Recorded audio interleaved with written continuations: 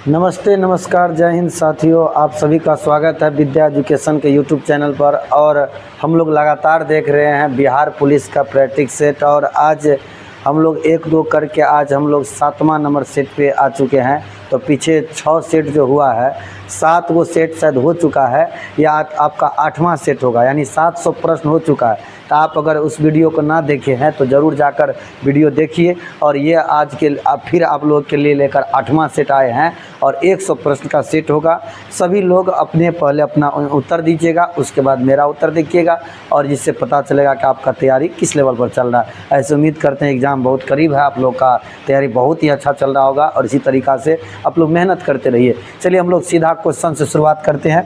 और question number 1 यानी पहला क्वेश्चन से शुरुआत करेंगे। 1 नंबर क्वेश्चन क्या है?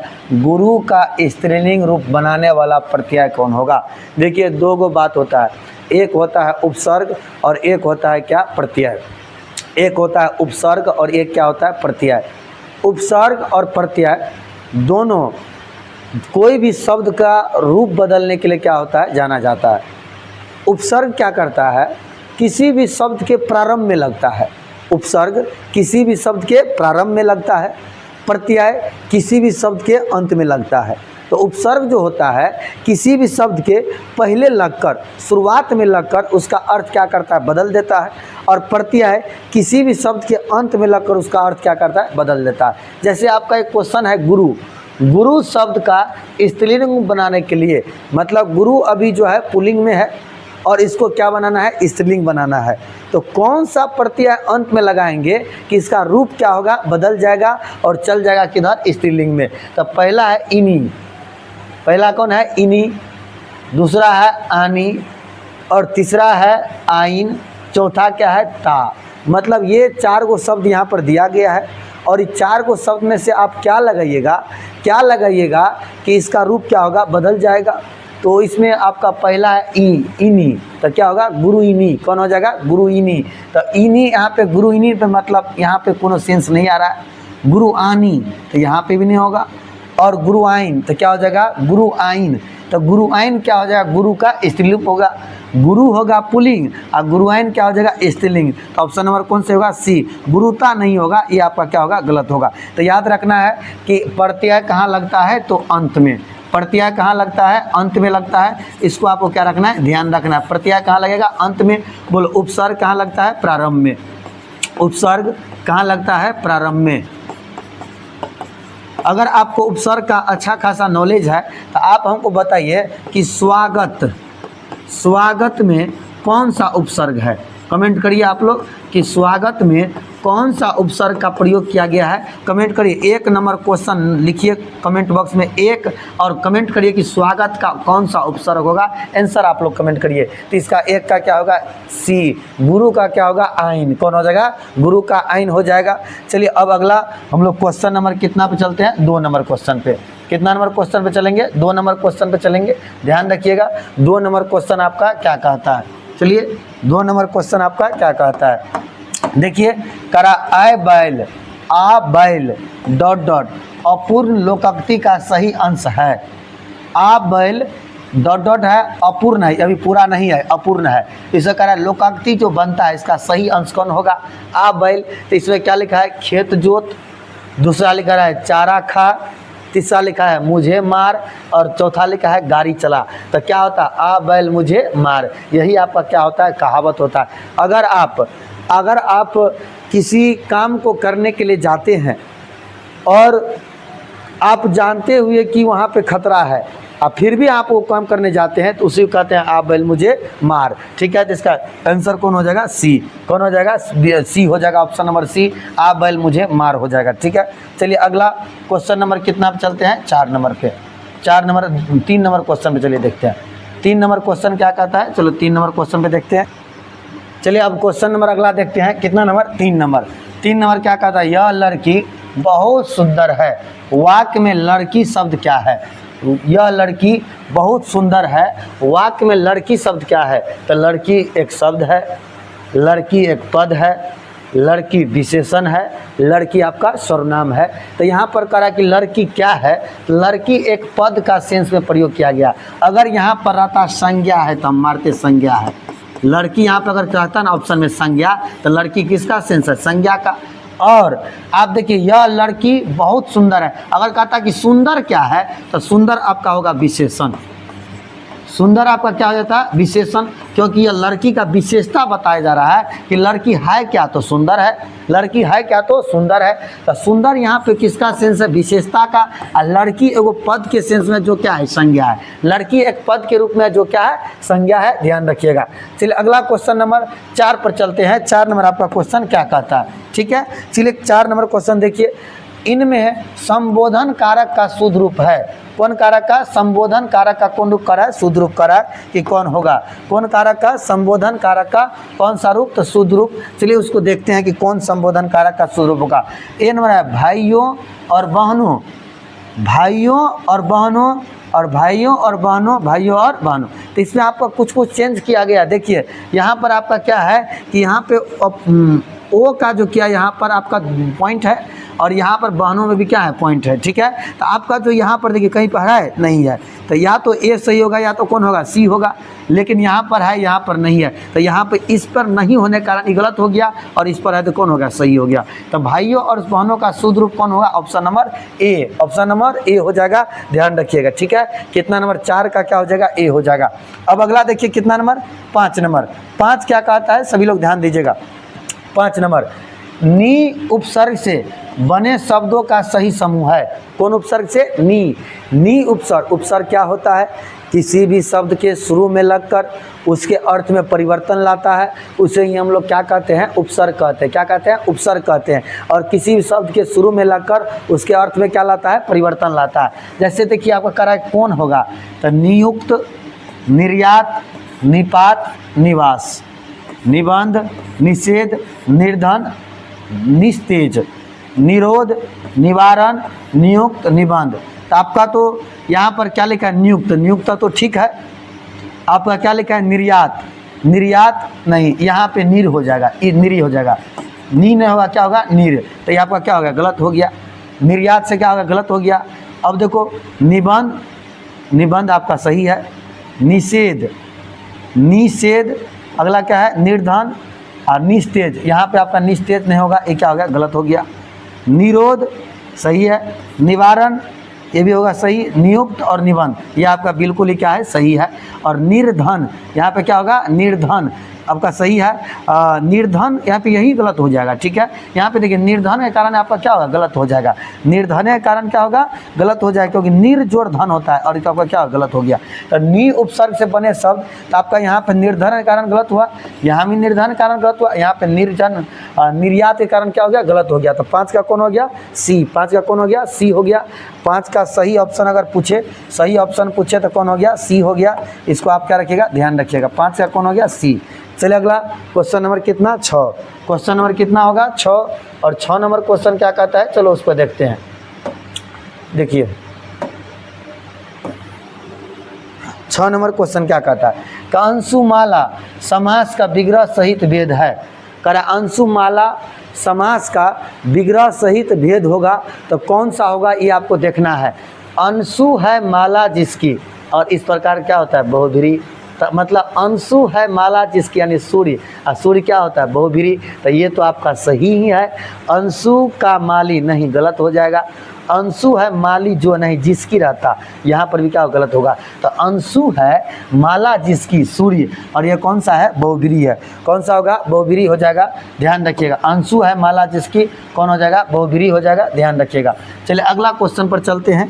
क्वेश्चन नंबर कितना है? 7। धातु, धात्री जोड़ अंश और 9 जोड़ इक का सही संध्या है। धातु जोड़ कौन है? अंश। तो अपभ्रंश हुआ लगेगा 100, और यहाँ पर आपका क्या है? 9 जोड़ इक, तो नाभिक। तो ये तो स्पष्ट है कि आपका नाभिक होगा। तो नाभिक इसमें है, एक में नाभिक, नाभिक है। धात्री जोड़ अंश क्या होगा? धात्रांश हो जाएगा। धात्रांश और क्या हो गया? नाभिक। ऑप्शन नंबर कौन सही होगा? ए। ऑप्शन नंबर कौन सही हो जाएगा? ए हो जाएगा। आपको क्या रखना है? ध्यान रखिएगा। ऑप्शन नंबर कौन सही हो जाएगा? ए नंबर ऑप्शन आपका क्या हो गया? सही हो गया। चलिए अगला क्वेश्चन पर चलते हैं। क्वेश्चन नंबर कितना होगा? 8। क्वेश्चन नंबर कितना? 8। और क्या कहता है 8 नंबर क्वेश्चन? इसको भी ध्यान में लेते हैं। क्वेश्चन नंबर 8 देखिए, सरस्वती सम्मान पुरस्कार किस क्षेत्र में विशिष्ट कार्य के लिए दिया जाता है? देखिए, सरस्वती सम्मान, आप बताइए, सरस्वती जो होती है वो देवी होती है, और सरस्वती देवी के नाम पे जो सम्मान दिया जाता है वह कौन क्षेत्र हो सकता है? तो ये आपका पढ़ाई लिखाई संबंधित हो सकता है। कौन संबंधित? पढ़ाई लिखाई संबंधित। तो ज्ञान की देवी किसको मानते हैं? सरस्वती को, और उसी के नाम पर जो सम्मान दिया जाता है। तो अब इसको ध्यान रखना है, खेलकूद तो नहीं होगा, सामाजिक कार्य नहीं होगा, साहित्य, विज्ञान और प्रौद्योगिकी, तो आप याद रखिएगा साहित्य संबंधी होता है। कौन चीज़? साहित्य। साहित्य संबंधी पुरस्कार दिया जाता है कौन क्षेत्र में? सरस्वती सम्मान। कौन क्षेत्र में? साहित्य के क्षेत्र में। कौन क्षेत्र में दिया जाता है? साहित्य के क्षेत्र में, याद रखिएगा। अगला क्वेश्चन नंबर 9 चलिए देखते हैं क्या कहता है 9 नंबर प्रश्न, सभी लोग देखिएगा। तो इससे पहला वाला याद रखना है, सरस्वती सम्मान कौन क्षेत्र में? साहित्य के क्षेत्र में दिया जाता है। सरस्वती सम्मान कौन क्षेत्र में? साहित्य के क्षेत्र में दिया जाता है। चलिए अब 9 नंबर क्वेश्चन कुछ इंग्लिश का प्रश्न है। One of the these is not singular, identified it, मतलब कौन ऐसा है जो सिंगुलर नहीं क्या होगा? प्लूरल हो जाएगा। जैसे बुक यानी किताब तो सिंगुलर, डाटा सिंगुलर, इकोनॉमिक्स और क्या लिखा है? माउस। क्या लिखा है? माउस। तो यहाँ पर कह रहा है कि कौन ऐसा है जो सिंगुलर नहीं क्या है? प्लूरल है। तो यहाँ पर डाटा को क्या लिया गया है? प्लूरल। डाटा क्या होता है? प्लूरल होता है, सिंगुलर नहीं होता है। डाटा क्या होता है? प्लूरल होता है। ठीक है। चलो अगला 9 के बाद 10 नंबर क्वेश्चन देखिए सभी लोग क्या कहता है। 10 नंबर प्रश्न देखिए, fill in the blank with the correct option of Kartik and Urmila. Dot is a more versatile singer, मतलब क्या है? More versatile singer. तो यहाँ पे क्या होगा? Kartik and Urmila, the dot is a, तो कौन होगा? लेटर अर्लीजर और क्या होगा? लेटेस्ट। तो यहाँ पे क्या होगा? लेटर। क्या हो जाएगा? लेटर हो जाएगा इसका सही आंसर। इसको ध्यान रखिएगा, लेटर हो जाएगा इसका सही आंसर हो जाएगा। अब चलो 10 के बाद कितना नंबर? 11 नंबर। 11 नंबर प्रश्न क्या कहता है? कह रहा है choose the correct sentence. Choose the correct sentence. Correct sentence को क्या करना है? चूज करना है। कौन होगा? If I will win a lottery I will buy a car. अगर मैं एक होता है कि लॉटरी जीतता हूँ तो कार खरीदूँगा। If I am win a lottery I will buy a car. देखिए चेंजिंग हो रहा है, यहाँ पे आपका चेंजिंग हुआ है, यहाँ पर भी चेंजिंग हुआ है। अगला देखिए, if I win a lottery dot क्या लिख कॉमा देकर I will buy a car, और if I would win a lottery I will buy a car. तो इसका देखिए आपका कौन होगा सही? तो यहाँ पर देखिए चेंजिंग किया है, तो यही आपका क्या हो जाएगा? सही होगा। If I win a lottery, मतलब यहाँ पे लिखा है if I will win a lottery, तो यहाँ पे क्या होगा? गलत हो जाएगा। और इफ़ आई विन, यहाँ पे एम के कारण गलती हुआ, यहाँ पे विल के कारण गलती हुआ, यहाँ पर सीधा if I win a lottery I will buy a car क्या हो गया? सही हो गया। चलिए अगला क्वेश्चन नंबर चलते हैं कितना नंबर? 12 नंबर पे क्या कहता है? 12 नंबर सभी लोग ध्यान दीजिएगा। 12 नंबर क्वेश्चन क्या कहता है? कहता है supply the correct form of the verb, मतलब वर्ब का करेक्ट फॉर्म देना है। If dot so hard that I seemed a grey seat had cut certain the world away. Is raining, if is raining so hard, if has rained, if have rained और if was raining. यहाँ पर आपको देखना पड़ेगा कि it was raining क्या हो जाएगा? इट वाज रेनिंग हो जाएगा। ऑप्शन नंबर कौन? डी नंबर ऑप्शन, ध्यान रखिएगा। It was raining option number कौन हो गया? डी। अगला कहता है which of the following is a feminine gender of blood. Blonde क्या होता है? ब्लॉन्ड। तो ब्लॉन्डी, ब्लॉन्डे और लैस और क्या है? मिस्ट्रेस, मतलब इसका कौन होगा? इसी नाम पे होगा और इनका होगा ब्लॉन्डी। क्या होगा? ब्लॉन्डी हो जाएगा। ऑप्शन नंबर कौन? बी। चलिए 14 number, choose the correct sentence. Mohan is the most tall student in the class. Mohan is the tallest, मतलब लंबा के बात कर रहा है, tallest student in the class. Mohan is the taller student in the class, Mohan is the tall student in the class. इनमें कौन सा आपका क्या होगा? करेक्ट होगा, वही देखना था। तो Mohan is the tallest student in the क्या होगा? क्लास। ऑप्शन नंबर कौन हो जाएगा? बी। चलिए अगला क्वेश्चन नंबर देखिएगा। 14 के बाद कितना नंबर? 15 नंबर। 15 नंबर क्वेश्चन क्या कहता है? चलो देखते हैं 15 नंबर आपका क्वेश्चन क्या कहता है। Something is wrong with on off the this singular plural sets, identify it, मतलब कौन कोई गलत है, उस कौन सा गलत है वही आपको क्या करना है? देखना है। मिनिमम, मिनिमा, मिनिमम मिनिमा, ठीक है, स्टिमुलस स्टिमुलस, यहाँ पे एस यहाँ पे ई एस, मतलब चेंजिंग है, तो यह पर क्या होगा, गलत हो जाएगा, इसको ध्यान रखिएगा, ठीक है। चलो अगला क्वेश्चन, भारत में अभियुक्त को दी गई फांसी की सजा को निरस्त करने का अधिकार किसके पास है, मतलब कौन ऐसा व्यक्ति है जो फांसी की सजा को भी क्या कर सकता है, निरस्त कर सकता है। तो भारत का एकमात्र व्यक्ति जिसके पास क्षमादान का अधिकार है, जिसके पास कौन अधिकार है, क्षमादान का अधिकार है। और ये बात अनुच्छेद कितना संविधान है, 72 में, अनुच्छेद कितना में लिखा है, 72, अनुच्छेद 72 का प्रयोग करके राष्ट्रपति किसी भी क्षमा को, सजा को क्या कर सकता है, माफ़ कर सकता है।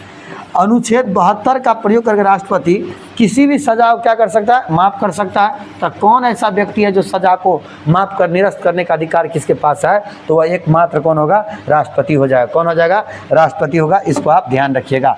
चलिए अगला क्वेश्चन पे चलते हैं। क्वेश्चन नंबर कितना, 17, किन कारणों के आधार पर भारत व्यक्ति मताधिकार का प्रयोग नहीं कर सकता। मानसिक रूप से विकृत, गरीबी रेखा से नीचे, ई तो नहीं होगा, ठीक है। अवयस्क, हाँ ई हो जाएगा, इसके प्रयोग नहीं कर सकता है, तो ई हो सकता है कि अवयस्क है तो वो प्रयोग नहीं कर सकता, ई आंसर नहीं होगा। गरीब रहे, कुछ हो रहे, आपको यहाँ पर क्या करना है, इलेक्शन में जब बात किया जाता है तो वोट दे सकता है, गरीब रहेगा नहीं रहेगा इससे कोई मतलब नहीं है। हाँ, मानसिक रूप से विकलांग, तो क्या विकलांग वोट नहीं देगा, ये भी वोट देगा, तो ये भी इसका आंसर नहीं होगा। देखो गरीब अमीर वोट में देगा, तो ये आंसर नहीं होगा, ये दे सकता है, करा कौन नहीं कर सकता, विकलांग कुछ हो रहेगा तो वो वोट देगा, तो ये भी नहीं होता। तो 2 4 को हटा दीजिए, 1 3 को क्या करिए, सही करिए। तो 1 और 3 ऑप्शन नंबर किस में है, ए में, क्योंकि 2 2 करके ऑप्शन भी आपका क्या था, सही था। तो एग्जाम में आप पकड़ सकते थे बात को कि 2 वाला नहीं होगा, 2 वाला नहीं होगा, 2 इसमें है 2 इसमें है, तो 3 4 तो क्या विकलांग नहीं देगा, तो विकलांग भी वोट देता है, तो विकलांग वाला भी अगर कहता तो ऑप्शन नहीं होता, तो आंसर क्या हो जाएगा इसका, 1 और 3 हो जाएगा, ठीक है। अगला क्वेश्चन नंबर कितना, 18 नंबर क्वेश्चन। क्या कहता है 18 नंबर क्वेश्चन, थोड़ा ध्यान से सुनिएगा सभी लोग। क्या कहता है, गुट निरपेक्ष आंदोलन की स्थापना से कौन नहीं जुड़ा था, कौन आंदोलन, गुट निरपेक्ष आंदोलन। गुट निरपेक्ष आंदोलन की से कौन व्यक्ति आपका इसका स्थापना से नहीं जुड़ा हुआ था, तो एक है Jawaharlal Nehru, Benazir Bhutto, Marshal Tito, Colonel Nasser. तो कौन व्यक्ति नहीं जुड़ा है, तो बेनजीर भुट्टो। बेनजीर भुट्टो जो है वह गुट निरपेक्ष आंदोलन से जुड़ा व्यक्ति नहीं है, इसको ध्यान रखिएगा। चलिए अगला क्वेश्चन 19 नंबर क्या कहता है कि भारत की स्वतंत्रता के बाद निम्न में से कौन भारतीय गवर्नर जनरल बना था। भारत की स्वतंत्रता के बाद डॉक्टर राजेंद्र प्रसाद, चक्रवर्ती राजगोपालाचारी, उसके बाद है पुरुषोत्तम दास टंडन, गोविंद बल्लभ पटेल। तो आपको कह रहा है कौन व्यक्ति है जो भारत के स्वतंत्रता के बाद क्या बने थे, गवर्नर जनरल बने थे। तो आपको ध्यान होना चाहिए, उसका नाम था चक्रवर्ती राजगोपालाचारी, क्योंकि स्वतंत्र भारत के अगर प्रथम भारतीय गवर्नर जनरल आपसे कहा जाता है तो आंसर क्या होता है, चक्रवर्ती राजगोपालाचारी। बोलो प्रथम भारतीय गवर्नर कौन हो जाएगा, चक्रवर्ती राजगोपालाचारी। प्रथम भारतीय स्वतंत्र भारत के प्रथम भारतीय गवर्नर। देखिए स्वतंत्र भारत की अगर क्वेश्चन आपका आ जाए, देखिए ध्यान से दीजिएगा सभी लोग, हम क्या लिख रहे हैं यहाँ पर, स्वतंत्र भारत के प्रथम गवर्नर जनरल, प्रथम गवर्नर जनरल, गवर्नर जनरल कौन होगा, तो Lord Mountbatten, Lord Mountbatten. Question थोड़ा ऐसा ही चेंज कर दे कि भारतीय गवर्नर जनरल, भारतीय गवर्नर जनरल, तो आपका आंसर क्या होगा, चक्रवर्ती राजगोपालाचारी। तो इसका आंसर क्या हो जाएगा, चक्रवर्ती। भारतीय गवर्नर कौन हो जाएगा, चक्रवर्ती सी राजगोपालाचारी, गोपालाचारी, सी राजगोपालाचारी इसका क्या होगा, राइट आंसर हो जाएगा। ध्यान रखिएगा इसका आंसर क्या होगा, सी राजगोपालाचारी भारतीय गवर्नर कहेगा। तब आप एक क्वेश्चन का जवाब दे सकते हैं, टाइप करिए option number question comment box में 19 और नोट करिए, मतलब लिखिए कि भारत का अंतिम नहीं तो अंतिम नहीं, प्रथम ही करिए, भारत का प्रथम गवर्नर जनरल कौन है। स्वतंत्र भारत नहीं पूछे हैं आपसे, क्या पूछे हम कि भारत का कि भारत का प्रथम गवर्नर जनरल कौन होगा। आप इसको कमेंट बॉक्स में क्या करिए, टाइप करिए उस व्यक्ति का नाम। कौन ऐसा व्यक्ति है जो स्वतंत्र भारत का क्या है प्रथम, स्वतंत्र नहीं, भारत का क्या है प्रथम गवर्नर जनरल। चलिए अगला क्वेश्चन, संयुक्त राष्ट्र के सुरक्षा परिषद के बारे में क्या सही नहीं है। संयुक्त राष्ट्र मतलब यूएनओ के कह रहा है सुरक्षा परिषद के बारे में कौन बात सही नहीं है। इसमें 5 अस्थाई और 10 अस्थाई सदस्य, इसको याद रखिए, सही है, इसको आप याद रखिएगा। यूएनओ में 5 गो देश क्या है अस्थाई तौर पे है और 10 गो देश क्या रहता है अस्थाई तौर पे रहता है। 5 गो अस्थाई और 10 गो क्या रहता है अस्थाई, याद रखिएगा। और ये 5 गो के पास एक पावर रहता है जिसको कहते हैं वीटो पावर। ये 5 गो के पास एक पावर रहता है उसको क्या कहते हैं वीटो पावर कहते हैं। भारत के पास नहीं है लेकिन चीन के पास है, फिर रूसों के पास है, अमेरिका के पास है, लेकिन भारत के पास नहीं, किसके पास है चीन के पास वीटो है, याद रखिएगा। अस्थाई सदस्यों का चयन 5 वर्षों के लिए ना 2 वर्षों के लिए होता है। कितना वर्षों के लिए, सिर्फ 2 वर्षों के लिए होता है। कौन चयन का अस्थाई सदस्य का, इसमें कितना का 5 वर्ष। यही आपका क्या होगा गलत हो जाएगा, कारण कि क्या सही नहीं है तो यही हो जाएगा सही। यह अंतर्राष्ट्रीय शांति बनाए रखने में मदद करता है, बिल्कुल सही है। यह युद्ध को समाप्त करने के लिए राष्ट्रों क्या करता है अपील करता है, कहीं चाहता है युद्ध नहीं हो, क्या रहे शांति रहे, ऐसा बात कहता है। ऑप्शन नंबर क्या हो जाएगा इसका बी हो जाएगा सही। अगला, भारत में चुनाव की सबसे छोटी इकाई क्या है, ग्राम पंचायत, विधानसभा, लोकसभा, राज्यसभा। तो कौन होगा ग्राम पंचायत, क्या हो जाएगा ग्राम पंचायत। चुनाव की सबसे छोटी इकाई है कहाँ भारत में, भारत में चुनाव की सबसे छोटी इकाई कौन है ग्राम पंचायत। और इसका चुनाव कौन कराता है पंचायती राज के अंतर्गत। पंचायती राज के अंतर्गत से क्या होता है चुनाव होता है। और पंचायती राज का चुनाव कौन कराता है, बहुत ही महत्वपूर्ण क्वेश्चन, पंचायती राज का चुनाव कौन कराता है तो राज्य निर्वाचन आयोग। कौन आयोग, राज्य निर्वाचन आयोग। राज्य निर्वाचन आयोग जो है आयोग, यह पंचायती राज का क्या कराता है चुनाव कराता है। बिहार में पंचायती राज में महिला को कितना आरक्षण दिया गया तो 1/3 और अन्य राज्य में है 1/2। बिहार में महिला को आरक्षण कते 1/3, अन्य राज्य में कते है 1/2। और खास बात आप ध्यान रखिएगा, पंचायती राज बिहार में कते स्तरीय है 3 स्तरीय, त्रिस्तरीय है। कितना स्तरीय, 3 स्तरीय है, याद रखिएगा। स्तरीय है, कितना स्तरीय है 3 स्तरीय है, याद रखना। 3 स्तर पर होता है चुनाव, कितना स्तर पर 3 स्तर पर। बिहार में पंचायती राज का कितना स्तर पर चुनाव होता है 3 स्तर। आपसे पूछा जाए सबसे नीचे कौन होता है ग्राम पंचायत, कौन होता है ग्राम पंचायत, बोलिए। उससे ऊपर कौन होता है पंचायत समिति, कौन होता है पंचायत समिति, पंचायत समिति, पंचायत समिति। और उससे ऊपर कौन होता है जिला परिषद, कौन होता है जिला परिषद होता है, याद रखिएगा। तो अब इसका मतलब हो गया गांव लेवल पर कौन देखेगा ग्राम पंचायत, प्रखंड लेवल पर कौन देखेगा पंचायत समिति, जिला लेवल पर कौन देखेगा जिला परिषद। ठीक है, तो आपका आंसर तो हो गया कौन ग्राम पंचायत। इतना सारी बात आपको क्या रखना है ध्यान रखना है, याद रखना है। चलिए अगला क्वेश्चन पर चलते हैं 22 नंबर।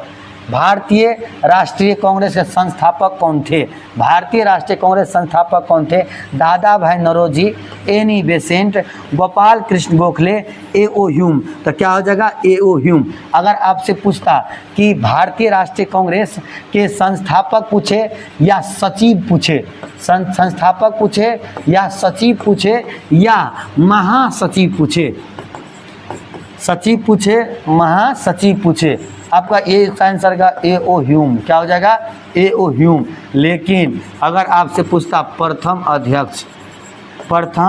अध्यक्ष कौन था तो W.C. बनर्जी, उमेश चंद्र बनर्जी भारतीय राष्ट्रीय कांग्रेस के प्रथम अध्यक्ष। प्रथम अधिवेशन कहाँ हुआ था मुंबई में। कब हुआ था 1885 में। कितना आदमी भाग लिया था मात्र 72 लोग। कितना लोग 72 लोग भाग लिया था। इस सारी बात आप याद रखिएगा कि भारतीय राष्ट्रीय कांग्रेस संस्थापक कौन है तो ए.ओ. ह्यूम है।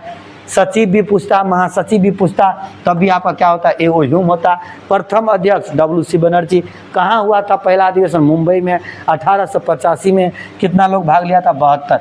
वर्ष 2011 की जनगणना के अनुसार महिलाओं की साक्षरता प्रतिशत लगभग कितना है 50%, 65%, 48% और 45%। यहाँ पे पूरा भारत की बात किया गया है, पूरा भारत की बात किया गया कि महिलाओं की साक्षरता प्रतिशत कितना है, तो आप याद रखिएगा ना 65%। कितना परसेंट? 65% याद रखना। चलिए अगला देखो, सांप्रदायिकता क्या है, यानी सांप्रदायिकता का अर्थ पूछ रहा है क्या होगा। तो यहाँ पे एक है मित्रता, दूसरा है धर्म के आधार पर सामाजिक विभाजन, धार्मिक सहिष्णुता, और चौथा क्या है? नैतिकता। तो यहाँ पर आपका कह रहा है सांप्रदायिकता का अर्थ क्या हुआ? जब समाज का विभाजन धर्म के आधार पर कर दिया जाए तो उसे ही हम लोग क्या कहते हैं? सांप्रदायिकता कहते हैं। जब समाज का विभाजन धर्म के आधार पर कर दिया जाए तो उसको हम लोग क्या कहते हैं? सामाजिक विभाजन कहते हैं। एक बहुत ही महत्वपूर्ण क्वेश्चन, 42वें संविधान संशोधन द्वारा भारतीय संविधान की प्रस्तावना में निम्नलिखित विशेषता जोड़ी गई: धर्मनिरपेक्षता, गुप्त मतदान, गणराज, संप्रभुता। सुनिएगा, प्रस्तावना में मात्र एक ही बार संशोधन हुआ था, प्रस्तावना में मात्र एक ही बार संशोधन, और वो है 42वां संविधान संशोधन 1976, जिस समय इंदिरा गांधी देश की प्रधानमंत्री थी। और कह रहा है कि कौन सा विशेषता इसमें जोड़ा गया? तो धर्मनिरपेक्ष। कौन जोड़ा गया था? धर्मनिरपेक्ष जोड़ा गया था, याद रखिएगा। गुप्त मतदान, गणराज, संप्रभुता की कोई बात नहीं हुई थी। चलो अगला क्वेश्चन नंबर हम लोग 26 पर चलते हैं। क्या कहता है 26 नंबर प्रश्न, उसको देखा जाए।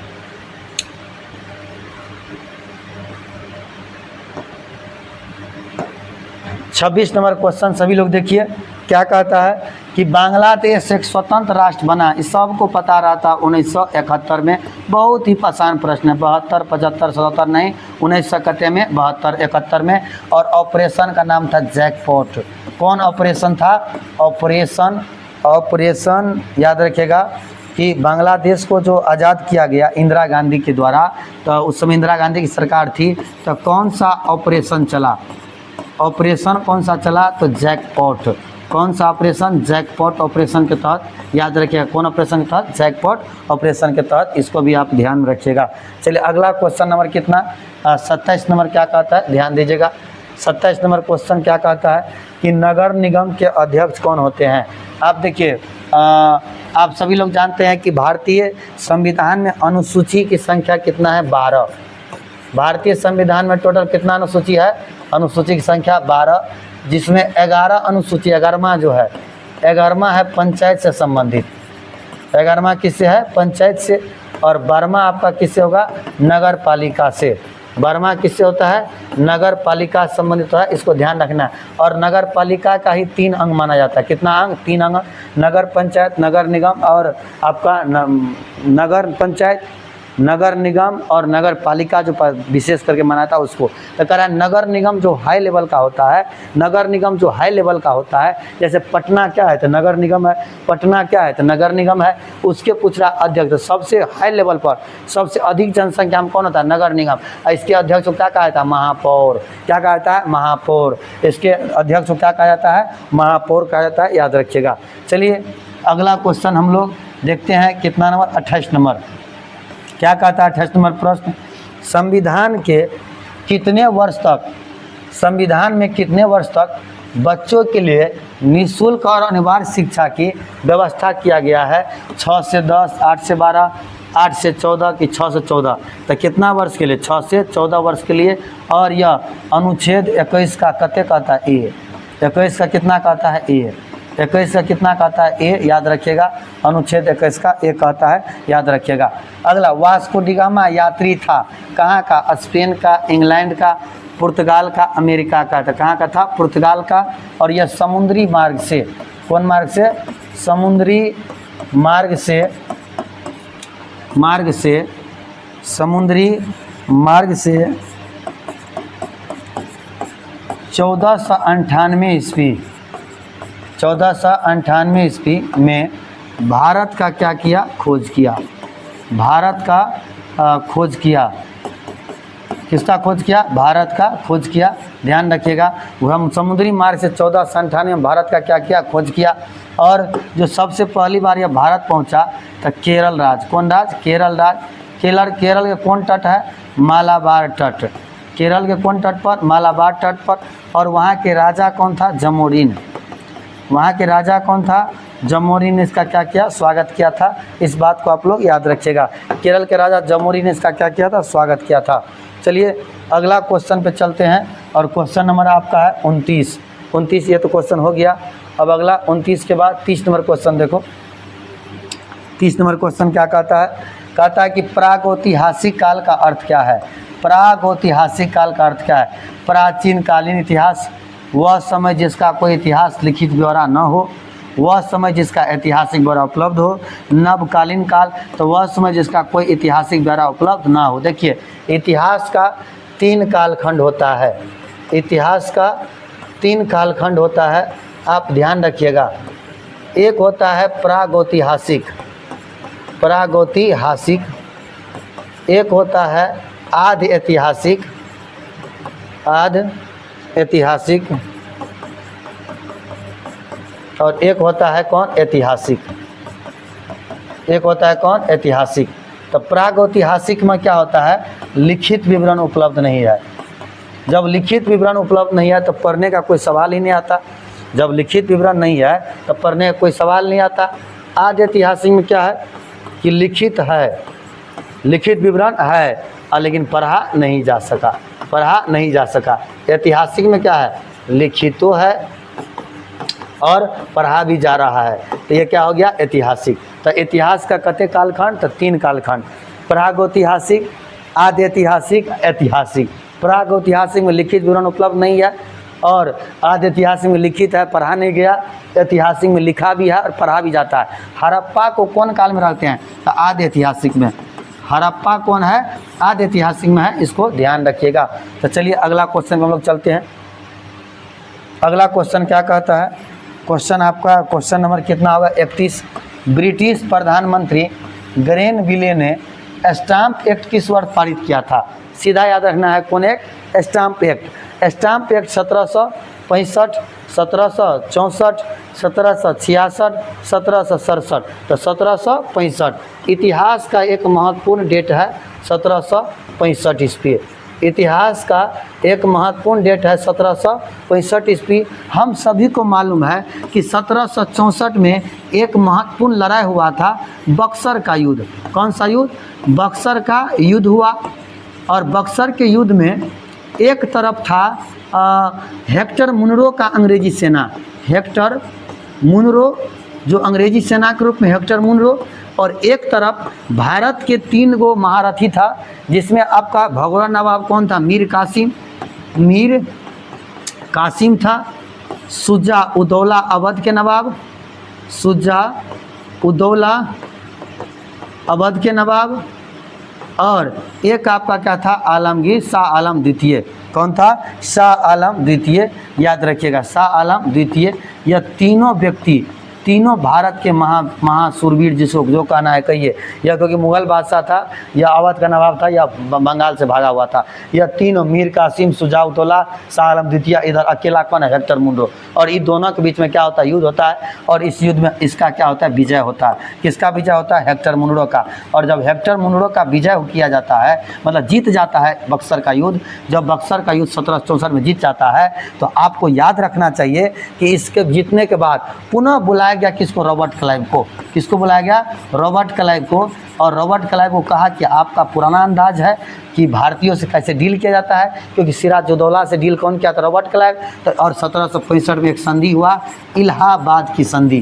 कौन संधि? इलाहाबाद की संधि हुआ। तो आपसे एक महत्वपूर्ण क्वेश्चन आता है, इलाहाबाद की संधि कब हुआ? तो 1765 में। कौन किया? तो रॉबर्ट क्लाइव। कौन किया? रॉबर्ट क्लाइव किया, याद रखिएगा। चलिए अगला क्वेश्चन नंबर 32 पर चलते हैं। 32 नंबर क्वेश्चन चलते हैं। रॉलेट एक्ट कब पारित हुआ? रॉलेट एक्ट कब पारित हुआ? 1920, 1918, 1919, 1917, 1917। तो आप देख लीजिए 1919 में क्या पारित हुआ? Rowlatt act. रॉलेट एक्ट को भारतीयों के द्वारा, गांधी जी के द्वारा काला कानून कहा गया। क्या कहा गया? काला कानून। कौन कानून? काला कानून कहा गया।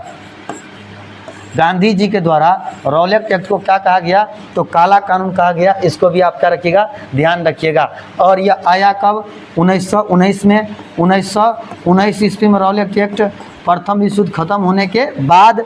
और इसको कहा क्या कि न वकील न अपील, पहले क्या लिखेंगे, न अपील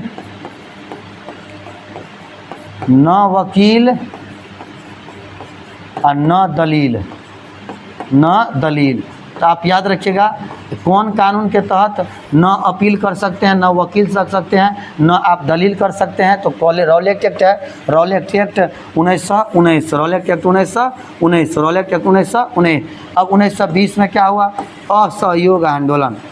कौन आंदोलन, असहयोग आंदोलन, असहयोग आंदोलन, असहयोग आंदोलन। अब 1917 में क्या हुआ, तो 1917 में हुआ चंपारण सत्याग्रह, चंपारण सत्याग्रह। गांधी जी का पहला सत्याग्रह कौन था, चंपारण सत्याग्रह। कब हुआ, 1919 में हुआ। आप तो एक कमेंट कर दीजिए, क्वेश्चन नंबर टाइप करिए कमेंट में 32 और कमेंट करिए कि खेरा सत्याग्रह, खेरा सत्याग्रह किस वर्ष किया हुआ, खेरा सत्याग्रह किस वर्ष हुआ, कमेंट करिए आप लोग। खेरा सत्याग्रह किस वर्ष हुआ, कमेंट करिए। और बाकी बात आपका रॉलेट एक्ट 1919 सही हुआ। काला कानून कहा गया, न अपील न वकील न दलील। इसमें एक नियम था कि न वकील लग सकते हैं, शक के आधार पर गिरफ्तार किया जाता। और 1919 में आया था। और 1920 में असहयोग, 1917 में क्या है, चंपारण। आप कमेंट करिए खेरा कब, आप कमेंट करिए खेरा कब। चलो अगला क्वेश्चन, क्वेश्चन नंबर 33।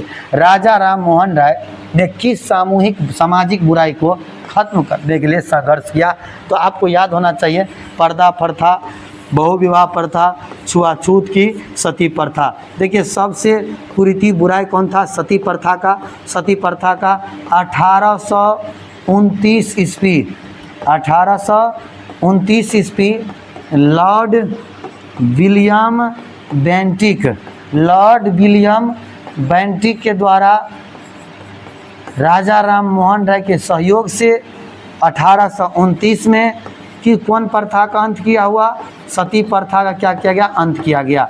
सती प्रथा का क्या हुआ, अंत हुआ। और इसके लिए उसने अधिनियम कौन सा बनाया, 17। कौन अधिनियम था, अधिनियम आपका था 17, याद रखिएगा। राजा राम मोहन राय का जब नाम आता है तो आपके दिमाग में तुरंत दौड़ना चाहिए आत्मीय सभा। बोलो, आत्मीय सभा के संस्थापक कौन थे, राजा राम मोहन राय। ब्राह्म समाज, ब्राह्म समाज के संस्थापक कौन है, राजा राम मोहन राय। आप तो इतना था, थोड़ा कमेंट कर दीजिए कि ब्राह्म समाज का डेट कौन सा ईस्वी, कमेंट करिए 33 नंबर लिखकर। और ब्राह्म समाज का स्थापना कितना ईस्वी में राजा राम मोहन राय ने किए थे, ये कमेंट आप जरूर कर दीजिए, क्योंकि आत्मीय सभा ब्राह्म समाज के संस्थापक कौन है, राजा राम मोहन राय। चलिए अगला, अगला क्वेश्चन नंबर कितना है, 34। क्या कहता है 34 नंबर प्रश्न, भारत में पुर्तगाल उपनिवेश की राजधानी गोवा को बनाने वाला व्यक्ति कौन था। मतलब पुर्तगालियों का राजधानी गोवा बनाने वाला कौन था, फ्रांसिस्को डी अल्मेडा कि अल्फांसो डी अल्बुकर्क कि वास्को डी गामा कि नीनो डी कुन्हा। मतलब किसने अपना राजधानी को गोवा बनाया था, तो वो व्यक्ति का नाम था, गवर्नर था Nino de Cunha. Nino de Cunha ने राजधानी को कहाँ बनाया, गोवा। गोवा विजय कौन किया था, जीता कौन था, अल्बुकर्क। गोवा को विजय कौन किया था, अल्बुकर्क। और यही अल्बुकर्क को पुर्तगाल का वास्तविक संस्थापक आया था, कहाँ पे, भारत में। और एक महत्वपूर्ण क्वेश्चन, फ्रांसिस्को डी अल्मेडा को यह जो था ये प्रथम पुर्तगाली गवर्नर था। भारत में प्रथम पुर्तगाली गवर्नर कौन है, फ्रांसिस्को डी अल्मोडा। कौन है, फ्रांसिस्को डी अल्मोडा। चलिए क्वेश्चन नंबर कितना है, 35 का था। अंग्रेजी सरकार द्वारा किस ईस्वी में सूती वस्त्रों से कौन कर, आयात कर। याद रखना, सूती वस्त्र का जब बात करेगा तो आंसर होगा 1882। कितना हो जाएगा, 1882। इसमें सूती वस्त्र पर आयात कर क्या क्या हटा दिया, 80, 81, 82, 89, कौन होगा, 1882 हो जाएगा। चलिए अगला क्वेश्चन नंबर, अगला क्वेश्चन पे चलते हैं। 36 नंबर क्या कहता है, 36 नंबर, मध्यकालीन इतिहास ... से ... तक कहा जाता है। 7वीं से 12वीं, 8वीं से 16वीं, 8वीं से 13वीं, छठी से नौवीं, तो याद ना 8वीं से कितना 16वीं को काल को क्या कहा जाता है, मध्यकालीन कहा जाता है, ये याद रखिएगा।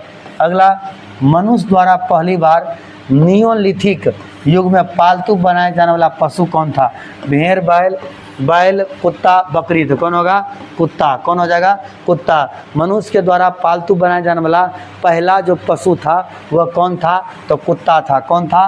कुत्ता था। याद रखिए, पहला पशु कौन है? कुत्ता, जो क्या बनाया गया? पालतू बनाया गया था। चलिए अगला क्वेश्चन पे चलते हैं, 36 नंबर। मुगल काल का पतन शुरू हुआ मध्यकालीन समय में, प्राचीन काल में, आधुनिक काल में, प्रागैतिहासिक काल में। तो मुगल काल कौन समय का है? मध्यकालीन काल का, मध्यकालीन का है। लेकिन देखिए आपका इसमें क्वेश्चन थोड़ा चेंज है, कह रहा है पतन शुरू हुआ। तो मध्यकालीन, मुगल काल तो था ही मध्यकालीन काल में, लेकिन बाबर ने जब आया, हुमायूं आया, मतलब अनेकों व्यक्ति, तो आपको मालूम होना चाहिए कि अंतिम मुगल बादशाह कौन था? बहादुर शाह जफर। अंतिम मुगल बादशाह कौन है? बहादुर शाह जफर को या द्वितीय को। और यह बहादुर शाह जफर अंतिम मुगल बादशाह है जो दिल्ली से 1857 विद्रोह का क्या किया था? नेतृत्व किया था। दिल्ली से कौन विद्रोह का? 1857 के विद्रोह क्या किया? नेतृत्व किया। और इसको जब दिल्ली में इसको दबाया गया निकोलसन और हडसन के द्वारा, तो इसको कहाँ भेजा गया? रंगून। और जिस कारण से आधुनिक काल में इसका क्या हो गया? अंत हो गया। तो कौन काल होगा? आधुनिक काल से। चलिए अगला क्वेश्चन पे चलते हैं, 39 नंबर। नियोलिथिक का अर्थ क्या होता है? पूरा पाषाण काल, मध्य पाषाण काल, नव पाषाण काल। नियो मतलब नया, नियो मतलब नया, और नया क्या हो जाएगा? नव पाषाण काल। याद रखिएगा, नया मतलब क्या हो जाएगा? नव पाषाण काल। अगला क्वेश्चन, मगध राज्य की प्राचीनतम राजधानी पटना, गया, वैशाली, राजगिरी। तो क्या हो जाएगा? वैशाली होगा। याद रखना, मगध राज्य का प्राचीनतम राजधानी कौन है? वैशाली। मगध का प्राचीनतम राजधानी क्या है? राजगीर होगा। क्या होगा? राजगीर होगा। वैशाली ने ठीक सही लगा है। मगध का प्राचीन कौन होगा? राजगीर हो जाएगा। याद रखना, वैशाली एक बार हुआ था, बल्कि वैशाली हुआ था कालाशोक से समय, लेकिन इसको पुनः कहाँ ले गया? राजगीर सबसे प्राचीन था। शुरुआत में राजगीर था, फिर वैशाली हुआ, फिर क्या होता? पटना। तो बोलो पटना को राजधानी कौन बनाया? उदयन। पटना को राजधानी कौन बनाया था? तो उदयन बनाया था। पटना को राजधानी कौन बनाया था? उदयन। ये भी आप क्या रखेगा? याद रखना। चलो अगला क्वेश्चन चलते हैं, 41 नंबर। सन 1857 क्रांति की शुरुआत कहाँ से हुआ? पटना से, बक्सर से, मेरठ से, झांसी से। तो कहाँ से हुआ था? मेरठ से हुआ था। इसको आप याद रखिए, कहाँ से हुआ था? मेरठ से हुआ था। याद रखना, ठीक है। अगला क्वेश्चन नंबर 42 देखिए, जलप्रपात का निर्माण निम्नलिखित में से किस कारक द्वारा होता है? जलप्रपात, ऊपर से जब पानी अचानक नीचे गिरे पहाड़ से, तो उसको क्या कहते हैं? जलप्रपात। और नदी द्वारा, पवन द्वारा, हिमानी लहरें, तो किसके द्वारा होता है? नदी के द्वारा। जलप्रपात का निर्माण कौन करता है? नदी। जब ऊपर पहाड़ से गिरता है तो किसका निर्माण करता है? जलप्रपात का निर्माण करता है। अगला क्वेश्चन 43 नंबर, पर्यावरण के जैविक और अजैविक घटक। देखो, जिसमें जान होता है उसको कहते हैं जैविक। जैसे हम लोग, जीव जंतु, पेड़ पौधा, ये सब क्या हुआ? जैविक। अजैविक जिसमें जान नहीं है, मतलब चट्टान, पत्थर, सड़क, पर्वत, ये सब क्या है? अजैविक है। क्या हवा, ये सब क्या है? अजैविक है। क्या अंतर संबंध का अध्ययन क्या कहलाता है? पारिस्थितिकी, पर्यावरण विज्ञान, भूगर्भ विज्ञान और क्या है? भूगोल। तो यह कहलाता है पारिस्थितिकी। क्या कहलाता है? पारिस्थितिकी, जिसको इंग्लिश में कहते हैं इकोलॉजी। क्या कहते हैं? इकोलॉजी कहते हैं इंग्लिश में। याद रखना, ठीक है, पारिस्थितिकी। अगला क्वेश्चन नंबर देखिए 44, क्या कह रहा है? निम्नलिखित में से कौन सा प्राकृतिक पर्यावरण में घटक नहीं है? हवा तो प्राकृतिक है, वन प्राकृतिक है, बांध मानव निर्मित है, जल प्राकृतिक है। तो बांध क्या हो जाएगा? मानव निर्मित, और क्या हो जाएगा? प्राकृतिक। चलिए अगला क्वेश्चन पे चलते हैं। क्वेश्चन नंबर कितना? 45। विश्व पर्यावरण दिवस आपको मनाया जाता है, और कब मनाया जाता है? 5 अक्टूबर, 5 जुलाई, 5 जून, 5 अगस्त। तो सभी लोग पेड़ पौधा लगाता है, और पेड़ पौधा कब लगाता है? 5 जून को, इसी महीना मनाया गया था। अब इसको ध्यान रखिएगा। चलिए अगला क्वेश्चन 46 नंबर, जैविक संसाधन का एक उदाहरण है। कौन संसाधन? जैविक संसाधन का। प्राकृतिक गैस, पानी, वन, सौर ऊर्जा। तो प्राकृतिक संसाधन जिसको मनुष्य लगाता है, उसमें यूज करता है, तो क्या होगा? वन। क्या हो जाएगा? वन हो जाएगा प्राकृतिक संसाधन में। याद रखना। चलिए अगला देखो, वन आपका प्राकृतिक नहीं, जैविक में हो जाएगा। किस में हो जाएगा? जैविक में। इसको क्या रखना है? ध्यान रखना है। वन किस में हो जाएगा? जैविक में हो जाएगा। इसको आप क्या रखिएगा? ध्यान रखिएगा। चलिए अगला क्वेश्चन पे चलते हैं 47। भारत के पश्चिमी तट पर स्थित राज्य जिनकी तट रेखा सबसे लंबी है। देखिए, अगर आप भारत की बात कर रहे हैं, किसका बात कर रहे हैं, भारत की, एक मिनट देखो यहाँ पे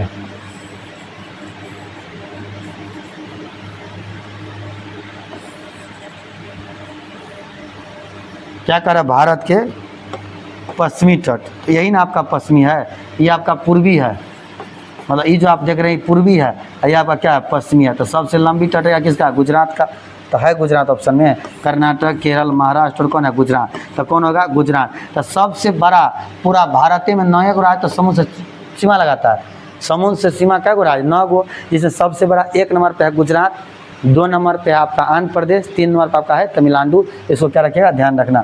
चलिए अगला क्वेश्चन नंबर कितना है, 48। निम्नलिखित में से कौन सा पुनर्युक्त मतलब फिर से रिपीट करने वाला संसाधन नहीं है। सौर ऊर्जा, लौह अयस्क, वन प्राणी और क्या है, वन, मतलब कह रहा है कौन पुनः आपका प्राप्त नहीं हो सकता है। तो यहाँ पे कौन है, सौर ऊर्जा फिर से होता है, वन प्राणी, वन और लौह अयस्क। तो एक बार आप प्रयोग कर लिया, दोबारा इसका इस्तेमाल नहीं होता है, इसको याद रखिएगा, ठीक है। चलो अगला क्वेश्चन, ज्वालामुखी के मुख को क्या कहते हैं, केंद्र, शंकु, ज्वालामुखी, पर्वत, क्रेटर। तो क्या कहते हैं, क्रेटर। ज्वालामुखी के मुख को क्या कहता है, क्रेटर कहा जाता है, इसको आप ध्यान रखिएगा। अगला, बिंदु जहां भूकंप की तीव्रता उत्पन्न होती है, जहाँ भूकंप की क्या होती है, उत्पत्ति होती है। तो सबसे नीचे जमीन का, पृथ्वी के अंदर का वह भाग जहाँ से भूकंप क्या होता है, उत्पन्न होता है, उसको क्या कहता है, भूकंप केंद्र। क्या कहता है, भूकंप केंद्र। अब पृथ्वी के जिस स्थल पर पहली बार टकराया उसको अधिकेंद्र, मतलब जहाँ से भूकंप शुरू हुआ, उत्पन्न हुआ, उसको कहता है भूकंप केंद्र। अब पृथ्वी के जहाँ पर टकराया उसको क्या कहता है, अधिकेंद्र कहता है। तो याद रखना। तो ये आपका आंसर क्या हो जाएगा, बी आंसर हो जाएगा। 50 क्वेश्चन हुआ, 50 क्वेश्चन आपका अगले वीडियो में पार्ट 2 करके मिल जाएगा, क्योंकि आपको देखने में कोई परेशानी ना हो। कम करके देखिए और ज़्यादा से ज़्यादा सेल्फ स्टडी पर आप लोग ध्यान देते रहिए, जिससे आपका रिजल्ट हो सके। आज के लिए इतना ही, धन्यवाद, नमस्कार, प्रणाम।